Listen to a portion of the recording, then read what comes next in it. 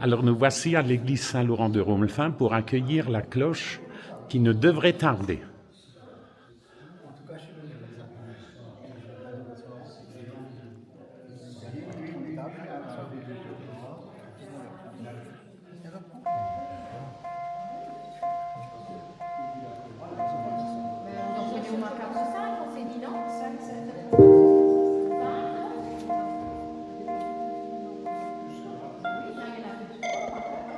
Nénette. Nénette. Merci. Vous avez fini, monsieur le caméraman?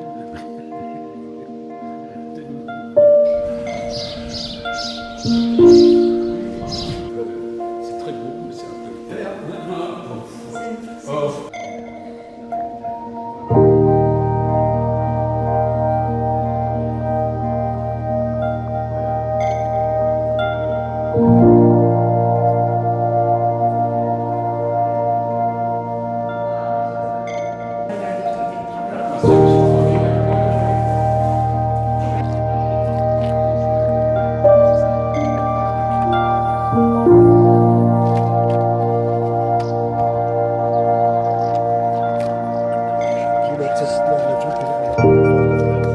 À tout à l'heure.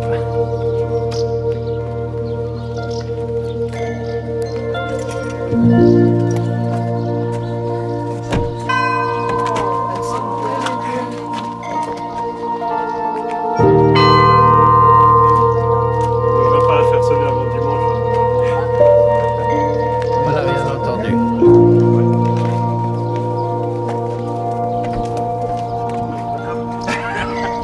Ah, la taille.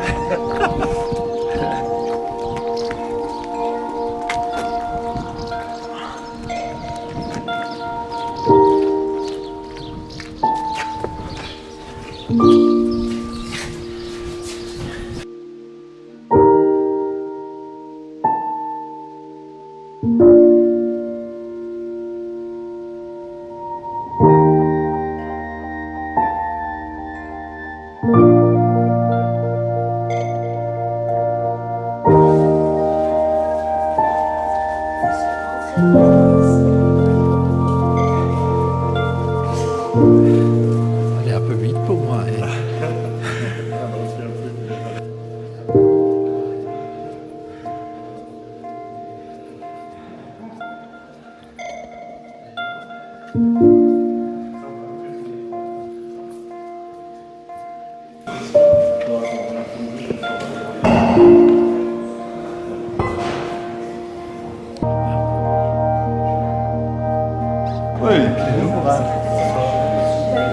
Oui, non, on va débrouiller ça. Comment... Je passe d'abord. Je vois que je vais rentrer à l'intérieur. Oui,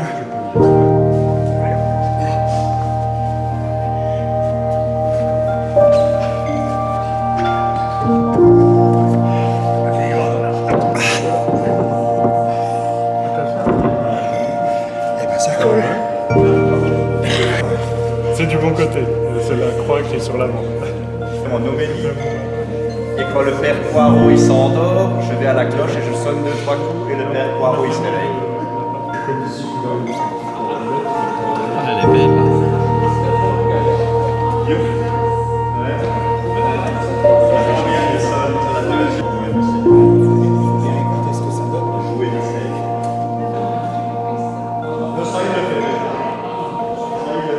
Je croyais qu'un curé ne pas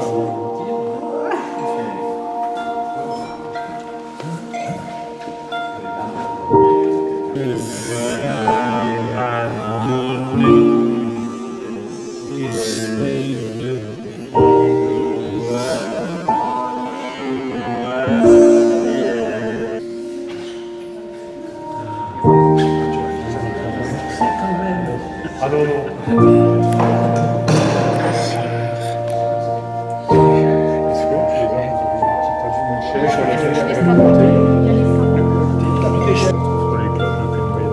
Je le traduirai en français, moi, parce que j'ai peur de faire une Et en dessous, virgule. viens avec la pluie. Bien avec la, c'est ça.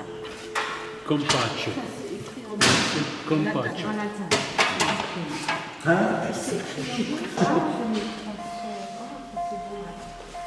Il est derrière vous, derrière toi. Tu peux juste un petit peu par là. Par là.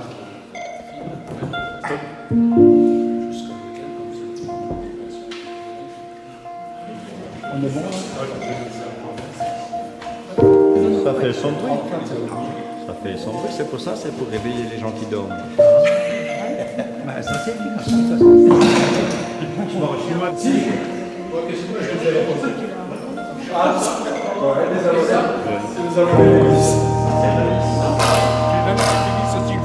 Ah oui, mais ça. Il devrait se faire. C'est que le nucléaire.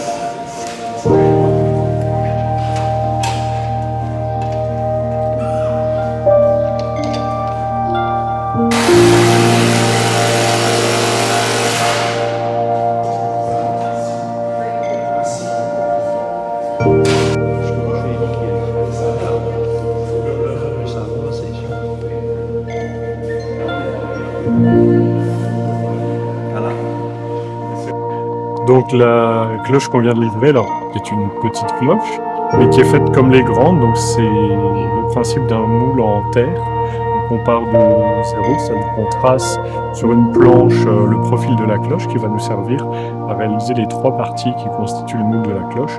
Et donc pour ce moule-là, il faut compter entre 1 et 2 mois, puisqu'on a des temps de séchage du moule et la fabrication des décors en cire. Plus ensuite la coulée, et après la coulée, le démoulage, le polissage et la finition. Et ici, donc, on a fabriqué en plus ce petit beffroi qui va supporter la cloche, qui est un beffroi en chêne. Donc cette cloche est en bronze, comme les cloches du clocher, comme toutes les cloches qu'on fabrique.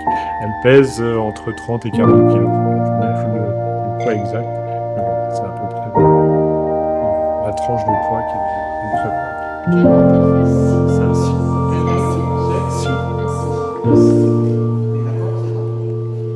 Alors, qu'est-ce qu'on avait au clocher? Comme je l'ai dit à monsieur, j'ai pas révisé avant de venir. C'est si bémol? J'avais en tête qu'il y avait un bémol. Oui. D'accord. Faut que je... Nécessaire parce En qu'elles fait, ne sonnent pas en même temps. On va dire l'accordage ici est symbolique par rapport aux autres, Voilà. puisqu'effectivement, elle ne sonnera pas avec. Mais parce que, en fait, On a quoi là? C'est plus symbolique. comme elles ne sonneront pas en même temps, de toute façon. Il me semble, ici, c'est pas mi, fa dièse, sol Je suis en dièse train de qu'on a au voir, je clocher. suis en train de chercher le document. Mi, fa dièse, sol dièse. Je suis en train de chercher le document pour voir si c'est écrit dessus. Ah non, ça peut être ça. Si bémol. Et en fait, ici, on a mi bémol, fa sol au clocher. Le clocher, c'est Le clocher, c'est ta ta ta. Oui, c'est ça. Ça doit être ça. Enfin, c'est la dimension qu'on avait prévue pour la bonne note. En tout cas. Il faudra qu'on le décline. Le bricot dépôt. Le bricot dépôt, ils ont un rayon où ils ont de la cordelette dans l'eau.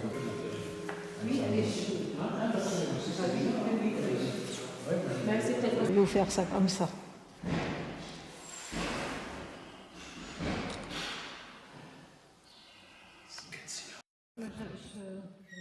Trop loin.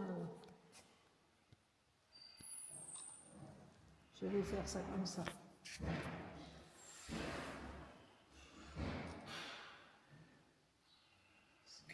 Allez, on a le droit.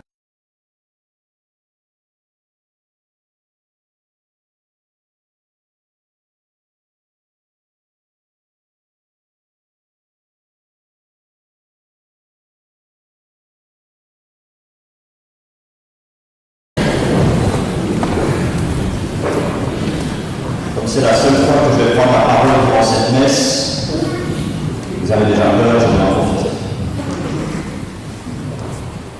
Monsieur le vicaire général, cher Olivier, frères et sœurs de Christ, en ce dimanche 2 juin 2024, nous célébrons la solennité du corps et du sang du Christ, la fête de Dieu. D'habitude, nous nous retrouvons à Saint-Ulrich pour vivre cette célébration en plein air avec une procession et des reposoirs. Peut-être que la providence a voulu que nous soyons ici à Romelfin ce matin au sec. C'est bien le Seigneur Jésus ressuscité et à jamais vivant qui nous rassemble, comme il le fait chaque dimanche que Dieu le Père nous offre de vivre ici-bas sur la terre. Dimanche après dimanche, pour nous rassembler dans notre église de Romelfin, ce sont 3 cloches qui sonnent le rappel et qui nous invitent à venir à la rencontre du Christ. 3 dames qui résonnent dans le clocher de notre église et qui surplombent notre village. 3 dames qui sont en réalité une seule, accompagnée de 2 hommes, puisqu'il s'agit de Marie, de Joseph et de Laurent. La première, dédiée effectivement à la Vierge Marie, la Sainte Mère de Dieu et notre Mère, d'un poids de 1448 kilos et qui nous donne la note Ré. La deuxième, dédiée à Saint Joseph, fidèle et chaste époux de Marie, d'un poids de 915 kilos avec la note Mi. Et la troisième, c'est Laurent, diacre martyr, saint patron principal de notre paroisse, qui veille avec sollicitude sur chacun d'entre nous, d'un poids de 658 kilos, avec la note Fa13. Ces 3 cloches, pour les marqueurs d'entre vous, d'un poids total de 3124 kilos, nous appellent quotidiennement à la prière, pour les habitants de Romelfin, matin, midi et soir de l'Angélus, pour les offices, en semaine, le dimanche, pour les baptêmes, le mariage, les funérailles. Bref, elle rythme notre vie de croyants depuis le 20 juillet 1924, jour où le vicaire général de l'époque, c'était déjà un vicaire général, Monseigneur Zibert, est venu depuis Metz pour les bénir, entouré de nombreux prêtres de la région et une foule nombreuse de fidèles de Romelfin et des Anglais. Oui, frères et sœurs, nous sommes rassemblés en ce dimanche pour fêter 3 centenaires. Ça n'arrive pas tous les jours. Lorsque l'un d'entre nous a 100 ans, on s'en réjouit et on fait la fête, et parfois même, le ou la centenaire se demande si le bon Dieu les a pas oubliés ici-bas sur la terre. Et pour fêter nos 3 centenaires qui trônent fièrement dans notre clocher, avec les membres du conseil de fabrique de notre village, nous avons voulu, comme on le dit, marquer le coup et offrir à nos 3 compagnes du clocher de quoi former un quatuor harmonieux pour la louange et la gloire de Dieu. Et voici donc Saint-Michel Archange, 30 kilos, petit par rapport aux autres, avec la note si bémol. Il est le patron secondaire de notre paroisse depuis 1939 et sa statue trône fièrement sur le parvis de la chapelle du Loup, sur les hauteurs de notre village, pour veiller de loin ou de près à chacun et à chacune d'entre nous. Ô Rex Glorie Christe, veni cum pace, au roi de gloire, viens nous apporter ta paix. Cette inscription, elle trône fièrement sur le devant de cette cloche. Cette inscription, elle nous rappelle que Michel, comme Marie, Joseph et Laurent, ont pour mission de nous tourner résolument chaque jour vers le Christ, pour le prier, le louer, le chanter, l'adorer, jusqu'au jour de son retour glorieux à la fin des temps, où effectivement, il viendra apporter sa paix à notre monde, cette paix dont le monde d'aujourd'hui a tant besoin. Michel, que nous entendons ce matin particulièrement, n'aura pas pour vocation de rejoindre ses 3 consoeurs dans le clocher. Michel restera au milieu de nous et trouvera très vite sa place définitive dans le cœur de notre Église. Non pas pour nous appeler dimanche après dimanche à la prière et à la rencontre avec le Seigneur, mais peut-être au cœur de l'Eucharistie nous réveiller, avertir notre cœur, notre âme, notre corps, notre conscience, qu'au moment de la consécration du pain et du vin, le Seigneur se rend réellement présent au milieu de nous dans son corps et dans son sang, et qu'à notre tour, nous devons le respect, la prière, la louange que lui-même attend de chacun et de chacune d'entre nous. Frères et sœurs, bénis cette cloche dédiée à Saint Michel, en ce jour de la solennité du corps et du sang du Christ, Père de Dieu, cela prend donc tout son sens, puisque la mission essentielle de cette cloche, comme nous l'entendrons tout à l'heure au cœur de notre célébration, et jusqu'à la consommation des temps, sera d'annoncer à chacun d'entre nous que le Seigneur Jésus est réellement présent dans le Saint-Sacrement de l'autel. Lui qui est pour nous le pain vivant, le pain de la vie, le pain des anges, le pain des hommes en route, le vrai pain des enfants de Dieu, comme nous allons le chanter dans quelques minutes maintenant, dans cette magnifique séquence de cette belle et grande fête de Dieu. Seigneur Jésus, avec l'aide de Saint Michel Archange, continue chaque jour à convertir nos cœurs à ta présence réelle, véritable, effective au milieu de nous, pour que nous puissions vivre ensemble, en famille, l'amour, la paix et la charité en vérité. Lecture du livre de l'Exode. En ces jours-là, Moïse vint rapporter au peuple toutes les paroles du Seigneur et toutes ses ordonnances. Tout le peuple répondit d'une seule voix. Toutes ces paroles que de Dieu a dites, nous les mettrons en pratique. Moïse écrivit toutes les paroles du Seigneur. Il se leva de bon matin et il bâtit un autel au pied de la montagne et il dressa 12 pierres pour les 12 tribus d'Israël. Puis, il chargea quelques jeunes garçons parmi les fils d'Israël d'offrir des holocaustes et d'immoler au Seigneur des taureaux en sacrifice de paix. Moïse prit la moitié du sang et le mit dans des coupes. Puis, il aspergea l'autel avec le reste du sang. Il prit le livre de l'Alliance et en fit la lecture au peuple.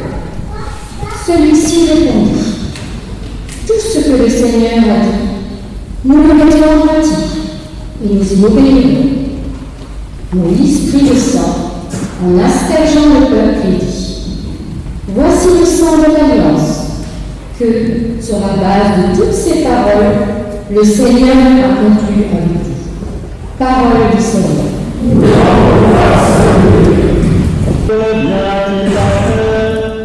Je lèverai la coupe du salut, j'invoquerai le nom du Seigneur.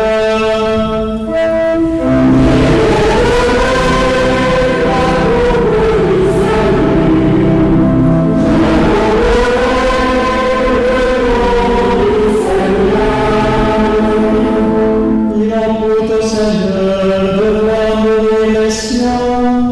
Ne suis-je pas, Seigneur, ton serviteur, moi dont tu brises les chaînes?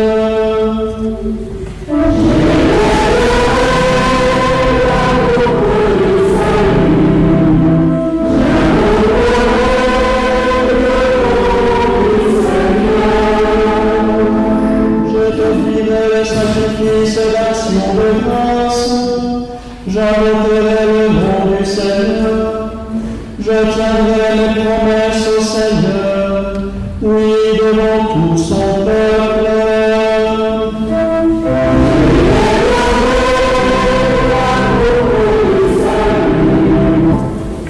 Lecture de la lettre aux Hébreux. Père, le Christ est venu, grand prêtre des biens à venir. Par la porte plus grande et plus parfaite, celle qui n'est pas œuvre de mains humaines et n'appartient pas à cette création. Il est entré une fois pour toutes dans le sanctuaire en répandant non pas le sang de bouc et du jeu de taureau, mais son propre sang. De cette manière, il a obtenu une libération définitive. S'il est vrai qu'une simple aspersion avec le sang de bouc et de taureau et de la cendre de génisse sanctifie ceux qui sont sauvés, leur rendant la pureté de la chair, le sang du Christ fait bien davantage, car le Christ, poussé par l'Esprit éternel, s'est offert lui-même à Dieu comme une victime sans défaut. Son sang purifiera donc notre conscience des actes qui mènent à la mort, pour que nous puissions rendre un culte au Dieu vivant. Voilà pourquoi il est le médiateur d'une alliance nouvelle, d'un testament nouveau. Puisque sa mort a permis le rachat des transgressions commises sous le premier testament, ceux qui sont appelés peuvent recevoir l'héritage éternel jadis promis. Parole du Seigneur. Le Seigneur soit avec vous. Et avec l'esprit. Bonne nouvelle de Jésus-Christ selon saint Marc.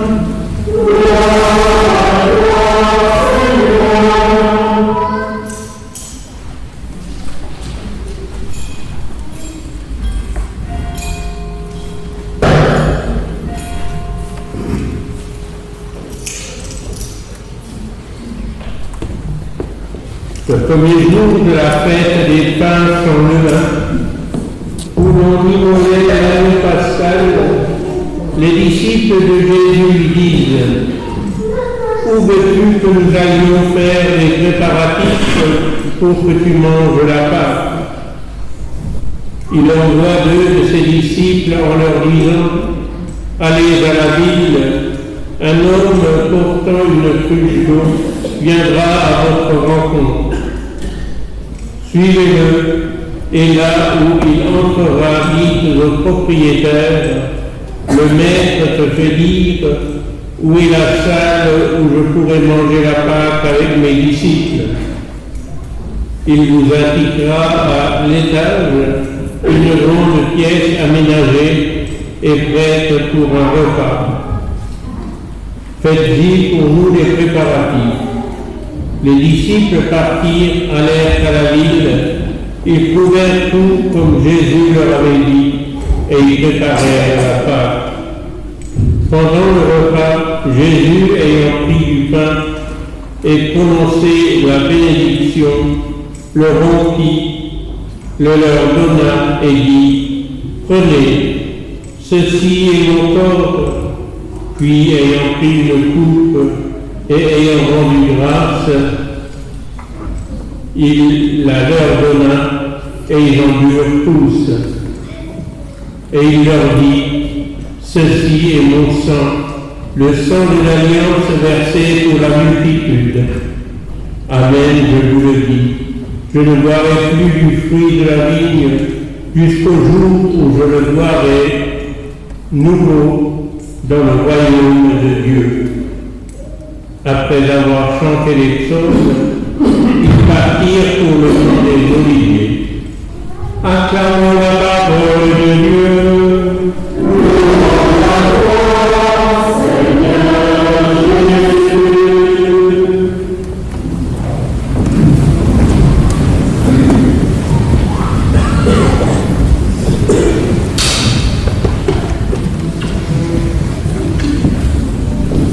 Chers amis, au début de l'ère chrétienne, on a accusé les chrétiens d'être des cannibales, buveurs de sang. Pour pouvoir les persécuter, on les a même accusés de pratiquer des sacrifices humains. Pline le Jeune, un historien de cette époque, qui fit une enquête, écrivit à l'empereur Trajan pour lui dire que finalement le repas des chrétiens était innocent. Vraiment, les accusateurs s'appuyaient sur l'affirmation de Jésus que nous venons d'entendre dans ce passage d'évangile. Ceci est mon corps, ceci est mon sang. Quelque temps avant, Jésus avait troublé ses disciples par cette parole qu'il considérait comme scandaleuse. Qui mange ma chair et boit mon sang a la vie éternelle. Ma chair est la vraie nourriture et mon sang est la vraie boisson.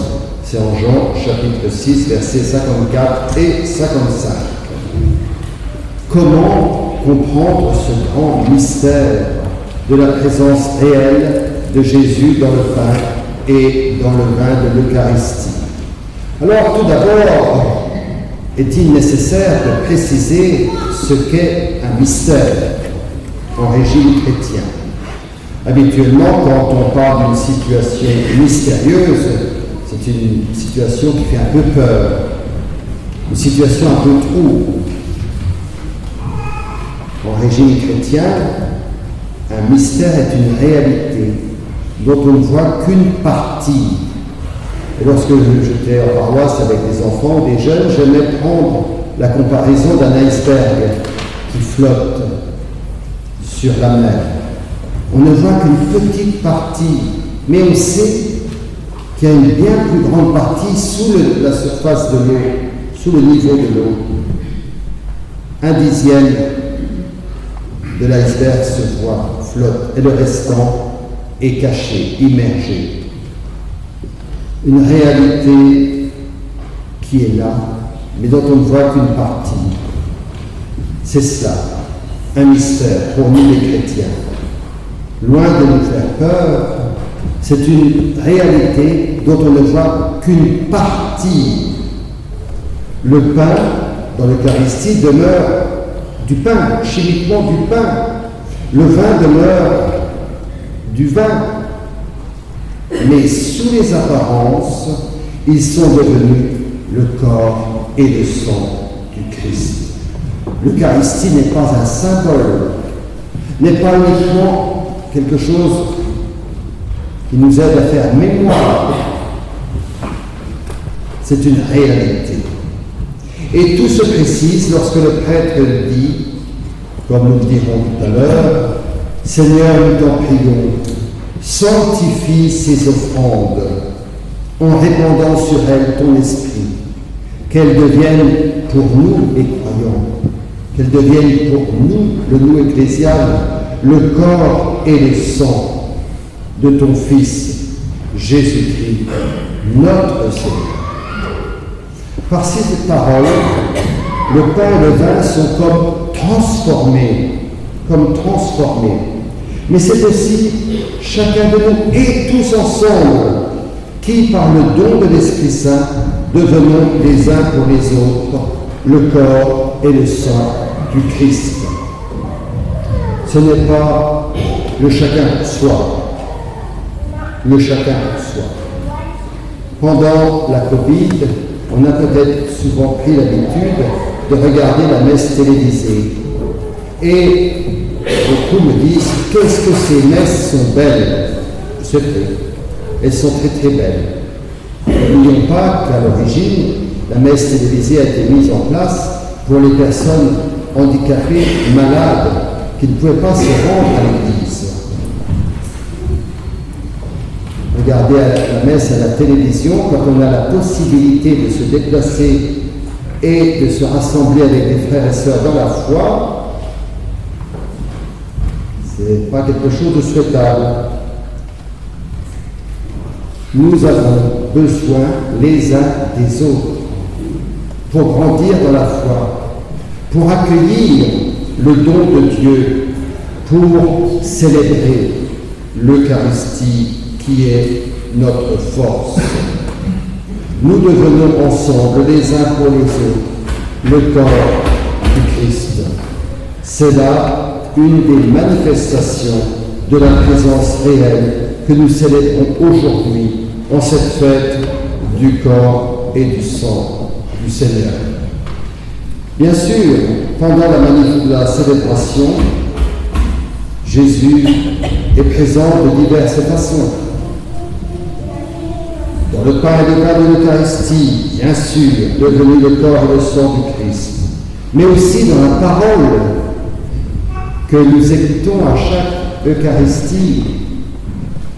Cette parole, elle n'est pas à écouter d'une oreille distraite, en pensant à ce que nous allons manger en rentrant chez soi ou que sais-je, en pensant à certains soucis.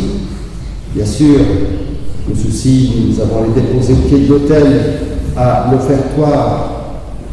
Mais la parole de Dieu, lorsque nous sommes rassemblés, bien, nous va droit au cœur. Jésus est présent dans sa parole, il nous parle. Jésus est présent aussi dans le prêtre qui agit dans les sacrements au nom du Christ tête. Jésus est aussi présent en vous et parmi vous dans l'assemblée. Chacun de vous est un membre du corps du Christ. La présence réelle est bien aussi dans notre assemblée. La parole de Dieu réalise toujours ce qu'elle dit. Aujourd'hui, Jésus vient prononcer dans la bouche du prêtre cette parole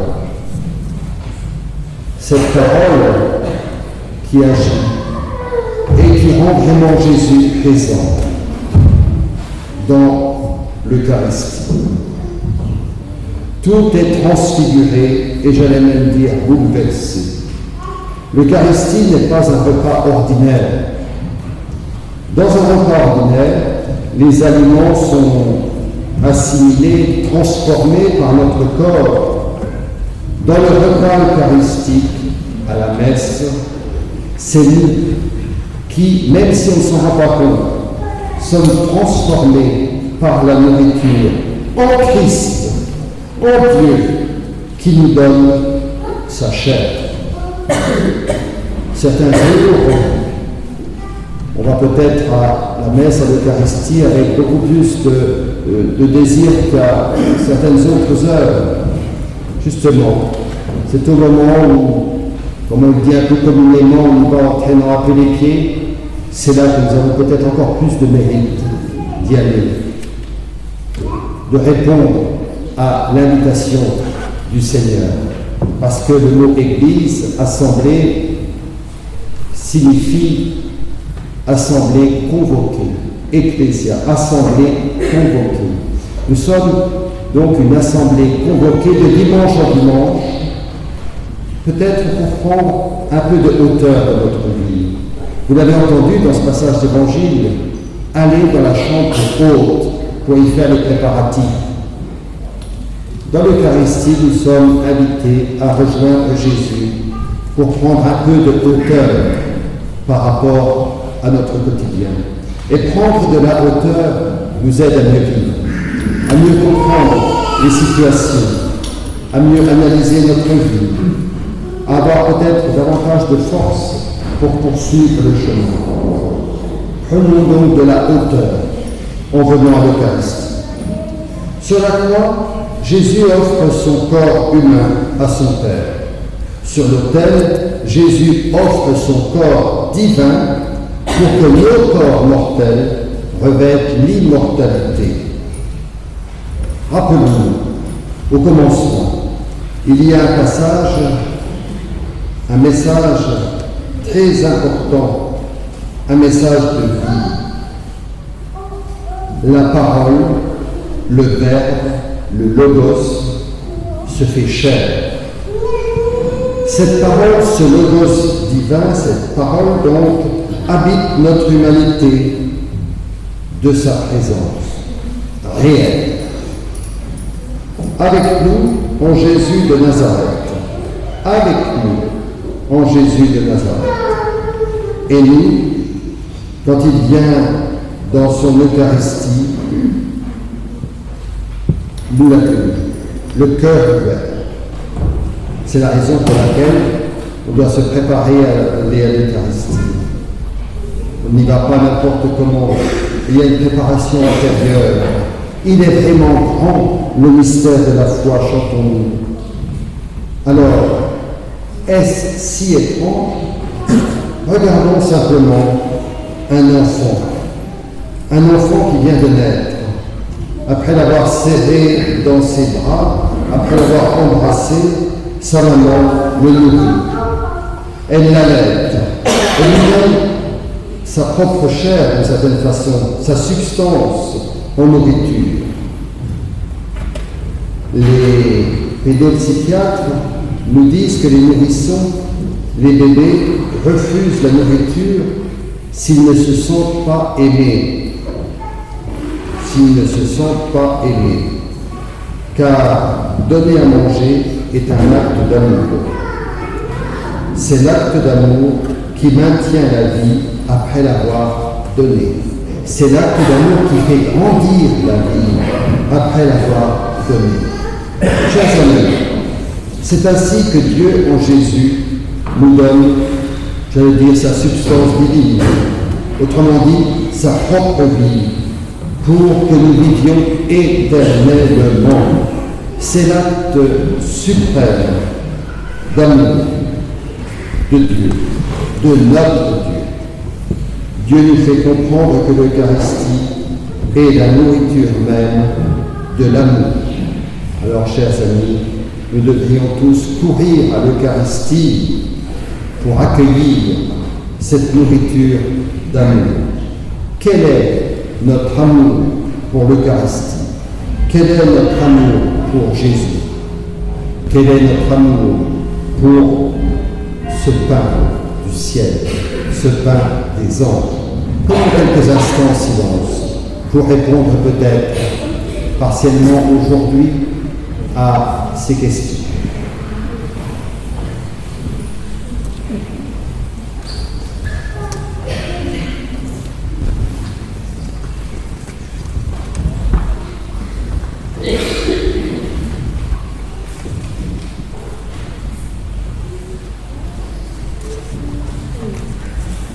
Source de toute vie et de toute sainteté, tu as donné aux hommes l'eau qui les fait vivre et les purifie. Daigne bénir cette eau, pour qu'en se répandant sur nous et sur cette nouvelle cloche, elle ravive en nous la grâce de notre baptême et nous rappelle que nous devons toujours nous approcher de toi avec un cœur pur. Par Jésus le Christ, notre Seigneur.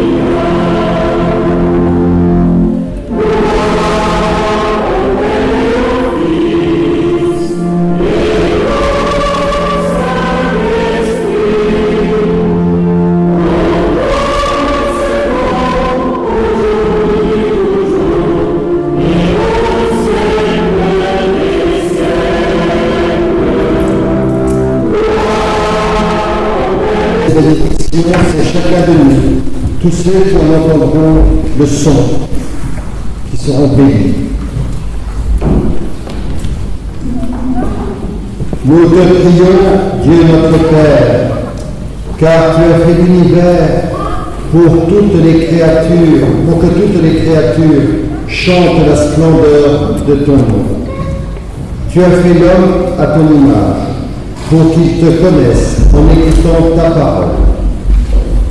Répands du haut du ciel ta bénédiction sur cette cloche, pour que sa voix, comme un écho de ton appel, nous rassemble autour de toi. Que sa sonnerie nous rappelle au long des jours ta présence invisible parmi nous. Qu'elle soit l'expression vibrante de nos joies et de nos peines. Qu'elle chante toujours à la louange de ta gloire, pour que tout ce que tu fais, avec tout ce qui te chante, par tout ce que nous sommes, louange et gloire, notre Père, notre Dieu, Père et Saint, avec ton Fils et le Saint-Esprit, maintenant et pour les siècles des siècles. Amen.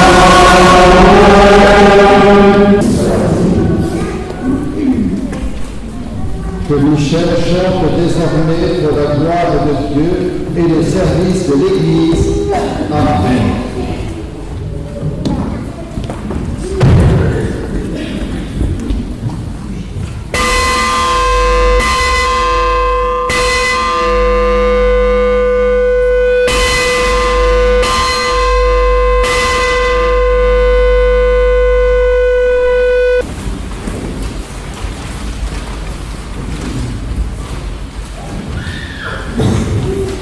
Seigneur Jésus-Christ, dans cet admirable sacrement, tu nous as laissé le mémorial de ta passion. Donne-nous de vénérer avec une telle ferveur les mystères de ton corps et de ton sang, que nous puissions goûter sans cesse en nous le fruit de ta rédemption. Toi qui vis et règnes avec le Père dans l'unité du Saint-Esprit, Dieu pour les siècles des siècles. Amen.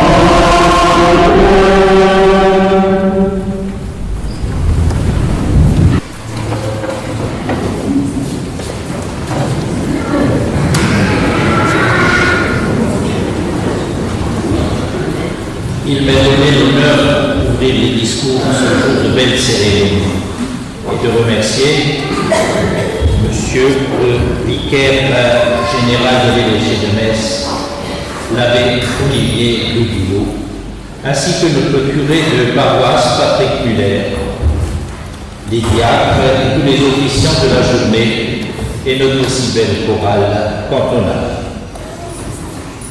Je souhaiterais associer l'ensemble des membres du conseil de fabrique, des personnes qui ont la responsabilité de la collecte et de l'administration des fonds et revenus nécessaires à l'entretien des édifices religieux et du mobilier de la paroisse, mais aussi les amis de la chapelle de Romelin, toujours présents auprès de l'église de la chapelle et aussi de nos calvaires. Je souhaite aussi citer les différents prêtres de notre paroisse depuis l'installation des 3 cloches, l'abbé Adrien, le père Assel Wander, l'abbé Étienne Robertschmidt, qui fut aussi le dernier à résider au village, les abbés Charles, Henri Sils, François Thomène, Joseph Mouillemont, l'enfant de Romelfin, Serge Houpert, Jérôme Petitjean et encore pour quelques semaines, l'abbé Patrick Muller. Sans oublier les municipalités successives qui ont toujours fait leur devoir envers notre bel édifice religieux. Et je ne veux surtout pas oublier les anciens membres des Amis de la Chapelle et du Conseil de fabrique, dont certains sont dans nos rangs encore, et d'autres qui nous ont quittés pour rejoindre le chef. Le chef, je veux dire celui qui est aussi avec nous, même s'il est là-haut, mais aussi dans le tabernacle et dans nos cœurs à tous, lorsqu'on le lit au fond de nous. Oui, il n'y a qu'un chef ici. Pas besoin en effet d'élection pour le désigner, il est toujours fidèle au poste. Certains diront qu'il est vieux, d'autres qu'il a la barbe fleurie, des sages, d'autres enfin qu'il n'arrive plus à surveiller son peuple avec les comportements déviants dont on parle hélas trop souvent. Mais je vous rassure, il est toujours notre seul et unique chef. C'est en son honneur que nous sommes ici pour associer Saint-Michel, notre second patron du village depuis 1939, comme cela a déjà été dit, dans l'accompagnement des trois cloches, Marie, Joseph et Laurent, qui carillonnent depuis juillet 1924. Vous vous rendez compte, un siècle. Elles ont sonné pour toutes les grandes occasions, et je le rappelle souvent. Le 8 mai 1945, à l'unisson de toutes les cloches de France pour la fin de la guerre. Mais aussi le 19 novembre 1944, lors de la tragédie des réfugiés du Bichara, qui coûta la vie à 8 personnes à l'entrée de notre village, mitraillés par les Américains après une tragique méprise. Sans oublier le 25 mars 2020, à 19h30, où les soignants alors en lutte contre le Covid ont été célébrés pendant 10 minutes, par l'un des carillonnages les plus longs de l'histoire. Assez, j'ai assez parlé. Il est temps de laisser la parole à Marie-Antoinette Klein pour le conseil de fabrique, puis à Alfred Poirot, mon prédécesseur à la commune, et mon ami, pour nous relater brièvement, Alfred, l'histoire des cloches de Romelin. Merci pour votre écoute de ces 3 minutes et 30 secondes.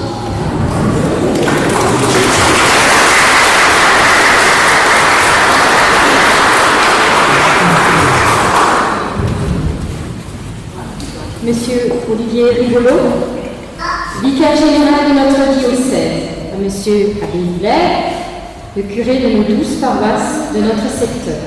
Nous saluons Sœur Annie Deutsch, supérieure générale et sœur de la Divine Providence de Saint-Jean-Bassel. Messieurs les diacres, André Young et Jacques Simonin, nous adressons un salut particulier aux conseillers des fabriques de la communauté des paroisses Saint-Ulrich au pays de Sarrebourg, qui se sont déplacés pour partager ce moment de fête avec notre paroisse dans cette belle église dédiée à Saint-Laurent. Un grand merci à la chorale interparoissiale et sa dirigeante Brigitte Poirot, qui ne manque pas d'une occasion pour animer nos offices. Notre fidèle organiste, Camille I.H. Beck. Merci à Christine, la fleuriste qui m'a spontanément proposé son aide pour sublimer notre cloche. Je voudrais aussi saluer particulièrement Monsieur Calcaterra, qui nous a réservé un accueil bienveillant lors de la visite dans les ateliers Feugelé à Strasbourg. Ce fut tout bonheur pour ceux qui ont fait le voyage vers Strasbourg. Ils ont vécu des moments inoubliables. Nous étions en présence d'un expert en la matière, un pédagogue hors du commun, pour administrer des cours pratiques et théoriques à la hauteur d'un fin connaisseur et d'un professionnalisme hors pair, lors de la coupée de notre cloche. L'idée était de fêter le 100e anniversaire de ces 3 sœurs, qui se prénomment Marie, Joseph et Laurent, et qui pèsent 3124 kilos. Elles ont été inaugurées le 20 juillet 1924, sous la présidence de Monsieur le vicaire général Sébert. Ce fut une extraordinaire fête. Une foule immense de toute la contrée a assisté. 3000 tournées ont été distribuées par 12 parrains et marraines, le tout accompagné par des voitures décorées formant un cortège à travers le village. D'autres villages alentours sont venus avec leurs fanfares pour rehausser la solennité. Les archives nous apprennent que ce fut la fonderie Cosard de Colmar, en remplacement des 3 cloches réquisitionnées en 1917 par les autorités allemandes pour des raisons que vous connaissez. Notre petite cloche de consécration portera le nom de Saint-Michel, le deuxième patron de notre village depuis 1939. Pour marquer l'événement, la fabrique propose de dédier ce chef-d'œuvre qui scintille devant vous et portera le nom de Michel en hommage à l'archange Saint-Michel, vainqueur de Satan.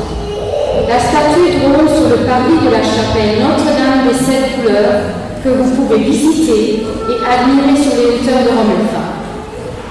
À tous ceux qui veulent voir de plus près notre petite merveille, surtout la finition autour des épaules, sur une ligne entre deux filets, une frise végétale.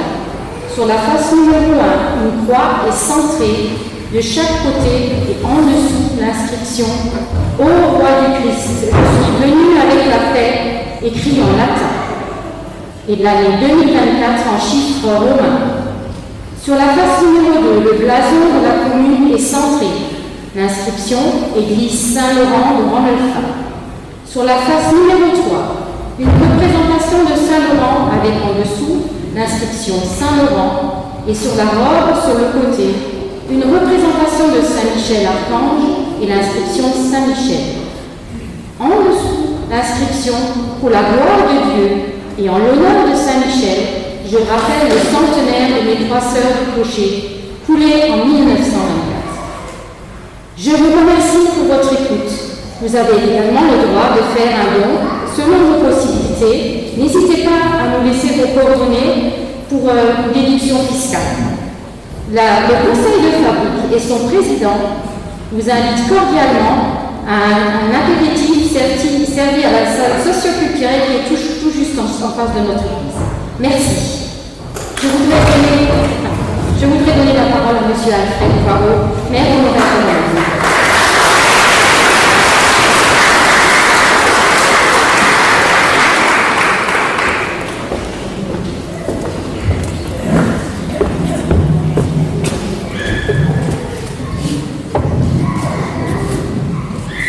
Bernard, j'ai écouté tout ce que tu m'as dit. Je vais essayer d'être bref à ma manière, n'est-ce pas? Le conseil de fabrique m'a invité à prendre la parole.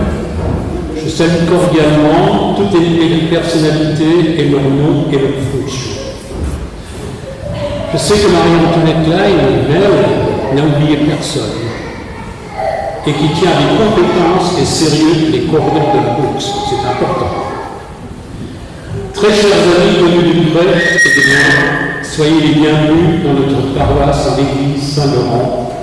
Je ne cache point ma fierté de voir autant de monde pour fêter avec ferveur l'inauguration de cette belle cloche sous la présidence de M. le vicaire général Olivier Riboud.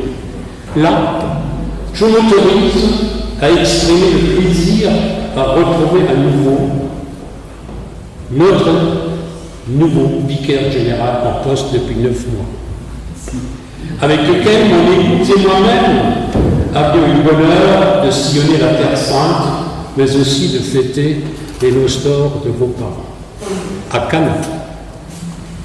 Cher Olivier, si on pouvait faire un travelling arrière et que nos grands-parents pouvaient revenir que de joie, d'émotion et de bonheur, nous susciterions, avec le conseil de fabrique si dynamique, avec M. l'abbé Patrick Muller, et leur brillante idée de nous faire vivre cet événement. Aujourd'hui, nous sommes en droit de nous interroger. Comment nos ancêtres ont pu financer l'installation de nos 3 cloches, quelques années après la Première Guerre mondiale? Tous les paroissiens ont contribué, même ceux qui n'avaient pas le pain sur la table, afin de témoigner d'une spiritualité et d'une grande générosité. Victor Hugo, qui nous a quittés en 1885, le 1er juin d'ailleurs, aurait certainement sensibilisé l'opinion et interpellé les autorités de la misère des hommes. Tel fut le cas durant cette noire période chez nous. Je reviens un instant au conseil de fabrique et son président, M. Auguste François, qui ont beaucoup de mérite de suivre régulièrement l'entretien de ce lieu cultuel, mais aussi culturel. Je ne ferai pas l'impasse oubliée des Amis de la Chapelle et l'excellence de leur travail avec l'entretien de ce haut lieu et bien d'autres travaux comme la préservation de nos 13 calvaires, un patrimoine important de notre village. Mais ils sont aussi très impliqués dans notre Église. Alors, je leur dédie cette citation. La vie est un écho. Ce que tu renvoies revient. Ce que tu sèmes, tu récoltes. Ce que tu donnes, tu obtiens. Et ce que tu vois dans les autres existe en toi. Pour ce qui concerne la chapelle, qui est et qui fait la fierté des Amis de la Chapelle, depuis plus de 40 ans, ce haut lieu mérite le détour pour tous ceux qui veulent méditer pour les uns et se recueillir pour les autres. Et de surcroît, vous allez découvrir un magnifique panorama avec une table d'orientation. C'est tout simplement époustouflant. Cette magnifique statue en bronze à l'échelle 1 de l'archange Saint-Michel, terrassant Satan, est implantée sur le parvis de la chapelle. Elle fut érigée tout juste avant la Deuxième Guerre mondiale pour protéger et épargner notre commune. Tel fut le cas. La municipalité de notre commune, depuis des décennies, était en parfaite harmonie avec les prêtres qui ont exercé et leur mission de notre paroisse. Et avec les conseils de successifs, elles ont apporté une aide financière conséquente. J'affirme que ce lien continue avec les élus actuels, n'est-ce pas, Bernard? Sans vouloir faire un inventaire à la Prévert, je vous fais part des travaux réalisés par le Conseil de fabrique, mais très succinctement, qui a beaucoup de mérite avec une participation financière, bien évidemment, de la commune et du CG 57, protection de nos magnifiques vitraux, réalisés par un vitrailliste de Munich dans les années 1890, et en l'année 2000, de restauration par un atelier de Nancy, réparation de la toiture, changement de toutes les poutres du beffroi, mise en place des cheveux autour de la toiture, électrification des cloches et de l'horloge, crépissage des murs extérieurs, restauration complète de l'ordre du XIXe siècle, nouveau chauffage, peinture intérieure, isolation complète et pose de plancher dessus le chœur et de la nef, soit la totale. Enfin, quelques mots avec un historique succinct de la commune et la paroisse. La fondation du village date aux environs de 1310. On trouve les écrits sur une ancienne église patronnée par Saint-Laurent qui a résisté à la guerre des Suédois, cette fameuse guerre de mémoire 1618-1648. Devant l'augmentation de la population, l'église sera agrandie par l'ajout du chœur en 1847. On ressent de nombreuses bénédictions de cloches, dont la première qui remonte à 1727, d'autres après la Révolution, puis dans les années 1811 et 1860. Dans les villages catholiques, les cloches sont toujours bénies et consacrées au service de Dieu par l'évêque ou le vicaire épiscopal, comme aujourd'hui. Ce sont des instruments liturgiques qui convoquent l'assemblée chrétienne aux offices, et leur musique loue Dieu. Selon les sonorités, elles sont les outils de communication, de l'heure, signal de danger, et sonnent le glas pour les décès. Voilà pourquoi nous fêtons aujourd'hui le centenaire de nos trois cloches avec le baptême de ce chef-d'œuvre, Saint-Michel, qui continuera à marquer pour les siècles à venir l'attachement des Romains à leur foi et à leur Église. Je ne vais pas terminer mon propos en chute sans faire un clin d'œil à notre maître fondeur qui est assis là, M. Julien Calcaterra, qui nous a subjugués et émerveillés par ses connaissances en la matière. sans savoir et sans savoir-faire. Une belle démonstration de Julien par amour d'un métier ancestral. Mais il est aussi un peu alchimiste avec la fusion du bronze, qui est le nom générique de l'alliage entre le cuivre et l'étain, qui nous donne ce magnifique éclat, sa brillance et la musique de tintement qu'on a entendue avant à l'élévation. Le résultat est devant vous par l'intelligence tout court d'un homme, l'intelligence des mains que j'admire tant et que souvent n'est pas toujours acceptée, je répète, l'intelligence des mains.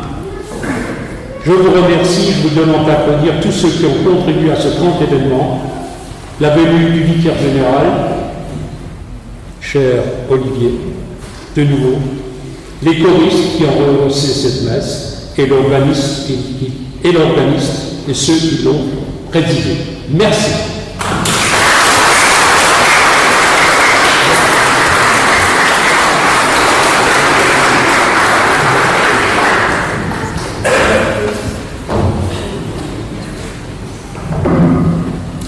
Rassurez-vous, je ne ferai pas de discours, vous m'avez suffisamment entendu déjà, mais je voudrais remercier Monsieur le maire, Madame la trésorière du conseil de fabrique et Monsieur Poirot pour leurs beaux mots, pour nous avoir un petit peu rappelé d'une certaine façon non seulement l'histoire de votre paroisse, je peux dire de notre aussi, de notre paroisse, et puis tout ce qui se vit avec dynamisme. Alors, Monsieur le maire, on ne se connaît pas encore, mais est-ce que vous permettez que je vous taquine un petit peu? Allez-y. Je peux. Oui. Bon, c'est bon.